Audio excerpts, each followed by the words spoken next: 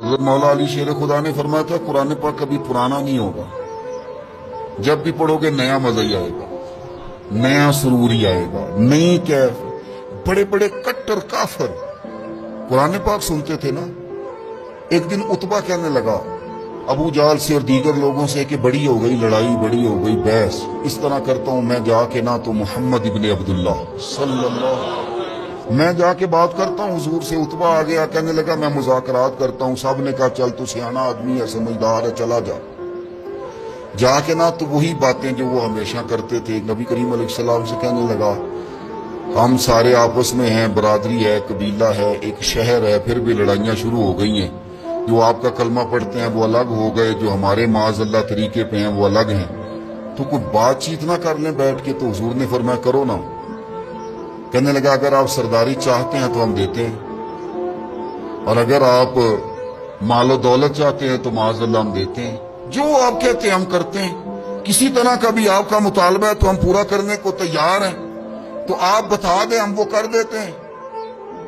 وہ بڑی اس نے لمبی چوڑی تقریر کی، جتنی آفریں گنا سکتا تھا گنوائیں۔ کریم خاموش رہے۔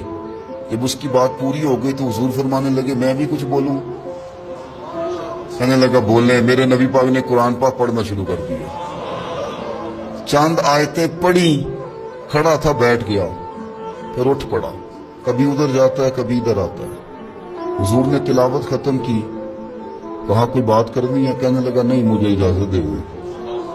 واپس گیا، جب گیا نا تو ابو جال دور سے دیکھ کے کہنے لگا جو گیا تھا وہ تو عتبہ تھا، اور یہ جو آ رہا ہے یہ کوئی اور ہے، یہ کوئی اور ہے، یہ وہ نہیں ہے جو گیا تھا۔ واپس آیا تو کہا کیا طے ہوا؟ کہنے لگا یار طے کیا کرنا ہے، میں نے شاعر بھی دیکھے، کاہن بھی دیکھے، جادوگر بھی دیکھے، میں نے زمانہ گھوما ہے، اور جو قرآن وہ پڑھتے ہیں وہ بندے کا کلام نہیں، وہ رب کریم کا ہی کلام ہے، وہ اللہ کا کلام ہے۔ تم نہیں مقابلہ کر سکتے، تم باز آ جاؤ، وہ تمہارے بس کی بات نہیں۔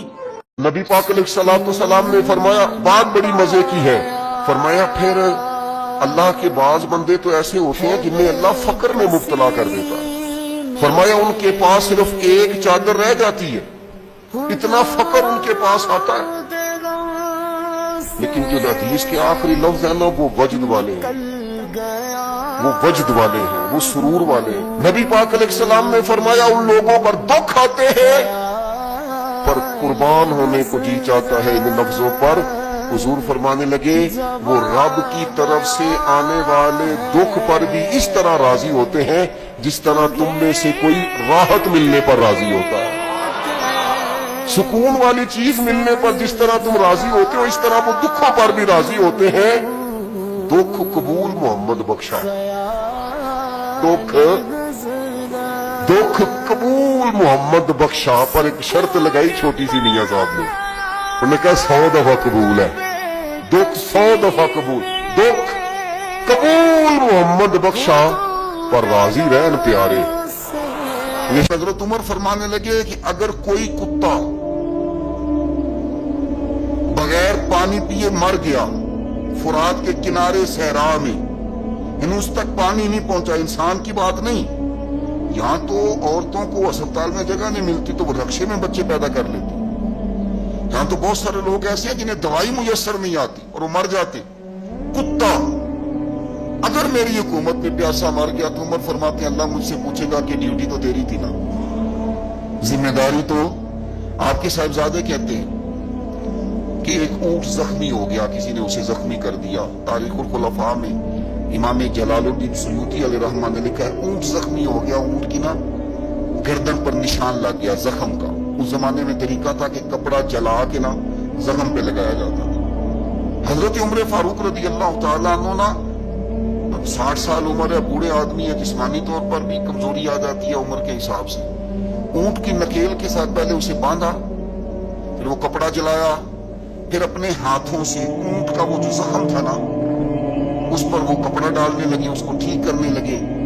تو صاحبزادے آگے بڑھے، وہ کہنے لگے ابا جی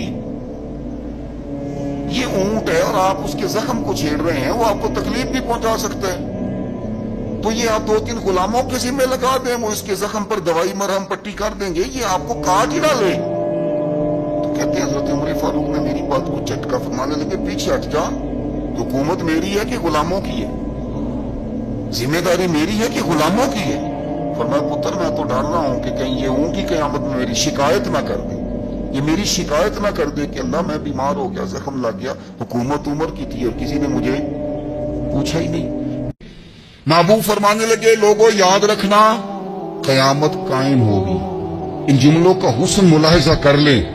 फरमाया कयामत कायम होगी, तुम अपने रब से मुलाकात करोगे, और फरमाया तुम्हारा रब तुमसे तुम्हारे आमाल के बारे में पूछेगा। ये खुतबा हज्जतुल विदा में करीम ने फरमाया, सुबह तुम उठे क्या अमल किया, अल्लाह पूछेगा। किसी से मुलाकात हुई, तर्ज क्या की, सोच क्या की, अल्लाह पूछेगा। लेन देन में क्या मामलात थे, तुम्हारे आमाल के, अल्लाह से मुलाकात होगी, वो खड़ा करके पूछेगा। और हदीस में कई जगह पे हुजूर ने फरमाया वो तुमसे सवाल करेगा, तुम्हें जवाब देना है। मेरे अजीज भाइयों तैयार रहना चाहिए, तैयार। हम ना मिन्नत करते हैं आखिरी दिन हो ना, तनख्वाहदार लोग कहते हैं यार ये आखिरी अय्याम चल रहे हैं, कोई खर्चा ना बताओ, इसलिए कि हिसाब के मत्थे लगना है। आखिरी दिनों में, बजट के दिनों में लोग परेशान होते हैं कि हिसाब देना है। जब रब से मुलाकात करेंगे और वो हिसाब मांगेगा, कितना मुश्किल काम है। और एक मकाम पे हुजूर ने फरमाया जिससे अल्लाह ने हिसाब मांगा वो तो उलझ गया, दुआ करो वो हिसाब मांगे ही ना, बेहिसाब ही बख्शिश फरमा दे। मेरे नबी करीम सल्लल्लाहु तआला अलैहि वसल्लम फरमाते हैं लोगों अल्लाह तुम्हारी सारी दुआएं कबूल करता है, लेकिन उसके 3 तरीके हैं, 3 जिहते हैं दुआ की कबूलियत की। या तो जो तुम मांग रहे होते हो रब वही तुम्हें अता कर देता है, या वो तुम्हारे हक में बेहतर नहीं होता जो तुम मांग रहे हो, अल्लाह उसके बदले तुम्हें कोई और चीज दे देता है। और हुजूर फरमाते हैं कई दफा ये होता है कि तुम्हारे हक में कुछ भी बेहतर नहीं होता, दुआ तुम्हारी अल्लाह फिर भी रद्द नहीं करता। तीसरी सूरत में रब तुम्हारी दुआएं जखीरा कर लेता है और उन दुआओं के बदले अल्लाह कयामत में तुम्हें अजर अता फरमा देगा। ये नौजवान दोस्त मेरी बात लिख लें, परेशान लोग मेरी बात लिख लें, जिनके पास कुव्वत फैसला नहीं वो इस बात को लिख लें।